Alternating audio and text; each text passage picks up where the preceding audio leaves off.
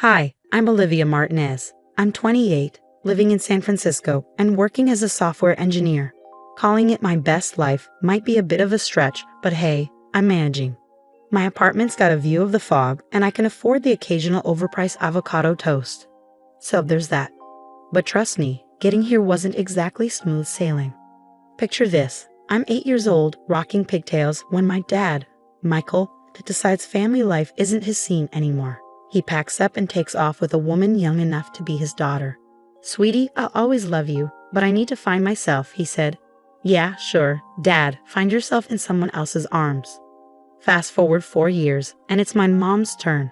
Sarah meets Mr. Moneybags and suddenly craves a fresh start. "Olivia, darling, you'll understand when you're older. This is for the best," she said, kissing me goodbye. The best for who, exactly? Thankfully, Grandma Elena stepped in, no questions asked.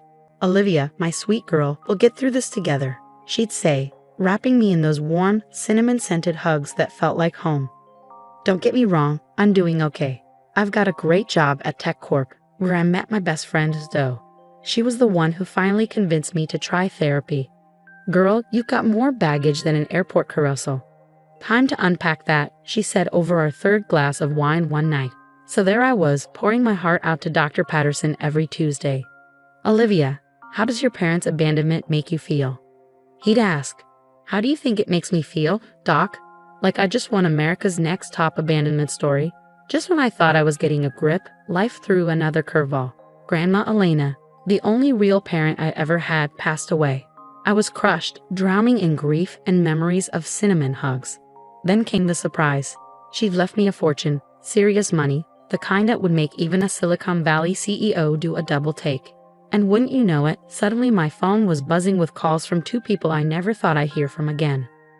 "Olivia, sweetheart, it's your father. I heard about Elena. I think it's time we reconnected."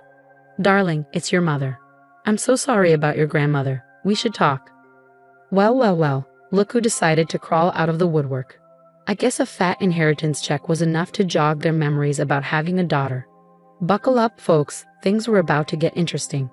So there I was, standing outside a fancy restaurant, questioning my sanity for agreeing to meet with Michael. Yeah, I'm calling him Michael now. Dad is a title you earn, and this guy cashed in his chips a long time ago.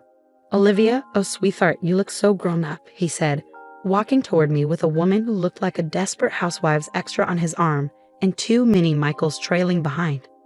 "Hi, Michael," I replied, my voice flatter than week-old soda.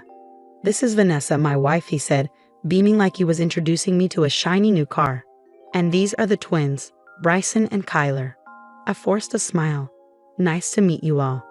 As we sat down, I couldn't help but notice Vanessa's designer everything. Her purse probably cost more than my monthly rent. "So Olivia," Michael started, his voice dripping with fake sincerity, "I heard about Elena. I'm so sorry. She was a good woman." "Yeah, she was the best," I replied, stabbing my salad like it had wronged me. "Funny how you remember her now." Michael had the decency to look uncomfortable. "I know I made mistakes, sweetie, but I'm here now. We're family." "Family?" I scoffed. "Is that what you call it?" Vanessa chimed in, her voice nauseatingly sweet. "Olivia, your father's been through a lot too. We should focus on healing." I bit my tongue so hard I tasted blood. Michael cleared his throat, leaning in. "So, Elena's estate, has everything been settled smoothly?" And there it was, the real reason for this little family reunion. "It's been handled," I said curtly. The rest of lunch was a blur of awkward small talk and thinly veiled questions about my finances. The next day, it was Sarah's turn. She picked a ritzy country club. Of course she did. "Darling," she exclaimed, air kissing my cheeks. "This is Robert, my husband."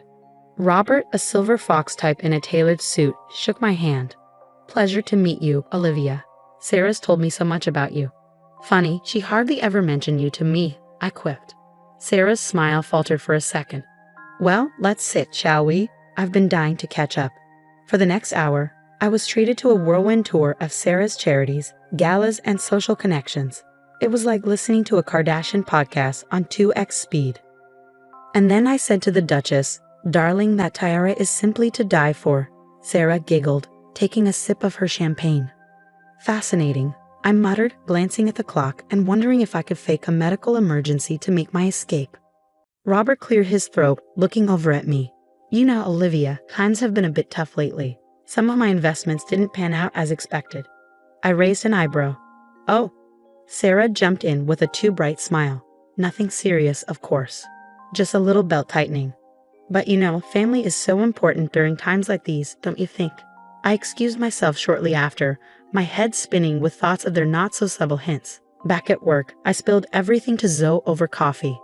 They're totally after your money, Zoe said, her eyes wide with disbelief. You need to watch your back. You think? I sighed. What should I do? Zoe's eyes gleamed with a mischievous light. I know a guy, a private investigator. He could dig up some dirt on your folks. I hesitated, then nodded. Do it.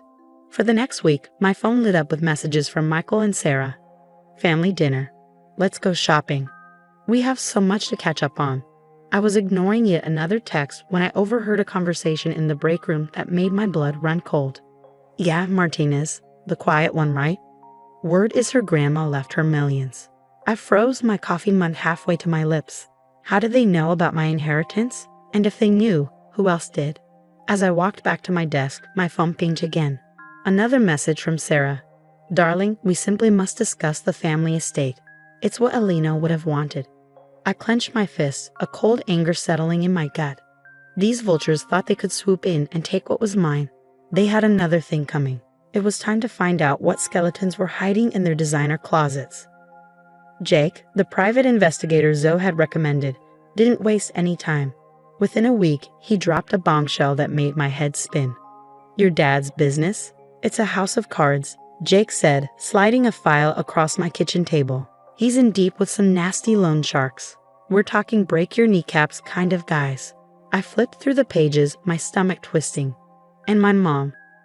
Jake grimaced. Her husband, Robert, has been cooking the books at his company. They're one audit away from total bankruptcy. It was like a punch to the gut. I knew they were after my money, but this level of desperation was staggering. There's more, Jake continued. Someone's been poking around your work email, accessing files about your inheritance. I felt the blood drain from my face. What? How? Jake shrugged. Inside job, maybe. Any coworkers acting suspicious? My mind raced, recalling the break room gossip and the sudden interest from people who'd never given me the time of day before. It all started to make sense. I've got an idea. I set a plan forming in my mind. Can you set up a meeting with a financial advisor? A fake one. Jake grinned. Now you're thinking. I know just the guy. The next day, I invited both Michael and Sarah to separate meetings with my financial advisor to discuss my inheritance. They both jumped at the chance like sharks smelling blood. When they arrived at the office, the looks on their faces were priceless. Michael turned pale, while Sarah's Botox forehead actually managed to wrinkle in surprise. What's going on here? Michael demanded. I smiled sweetly. Oh, I just thought we could all chat about my inheritance together. Isn't that what family does? For the next hour, I laid out everything Jake had uncovered. Michael's failing business, Sarah and Robert's embezzlement, and the hacking of my work email. With each revelation, they grew more desperate, turning on each other like rabid dogs. You told me you needed the money for the boys' college fund. Sarah shrieked at Michael. Oh, please, like you're any better, Michael shot back. Trying to frame your own daughter for corporate espionage. Michael shot back, and my jaw dropped. Sarah, at least have the decency to look ashamed. It wasn't supposed to go that far. We just needed access to your files, she stammered. I stood up, shaking with rage. Get out, both of you, and don't ever contact me again. As they left, tails between their legs, I caught a glimpse of Jake in the corner, giving me a thumbs up. The entire confrontation had been recorded. The fallout was swift and brutal. My coworker Tim from accounting confessed to being bribed by Sarah for information about my finances. A few days later, Michael showed up at my apartment with the twins, trying to guilt me into helping him. Think of your brothers, Olivia. They need you, he pleaded. I slammed the door in his face. They needed a father who stuck around, not a deadbeat chasing money. Sarah's attempt to frame me for corporate espionage was the last straw. I needed a plan, and I needed it fast. We've got them by the balls, Zoe said as we pored over the evidence in my living room. Now we just need to squeeze. I nodded, cold determination settling over me. Let's end this once and for all. I wish I could say I felt bad about what I was about to do, but after everything they put me through, this was justice, pure and simple. First up, Robert's embezzlement.